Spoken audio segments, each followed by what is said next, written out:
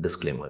This video's information are possible reasons and possible solution only. Today in this video I will explain what is this payment failed problem and why it is showing on your screen and what you should do next to fix it safely and easily. This message means your payment was not completed successfully because the system detected too many failed attempts using the same payment method.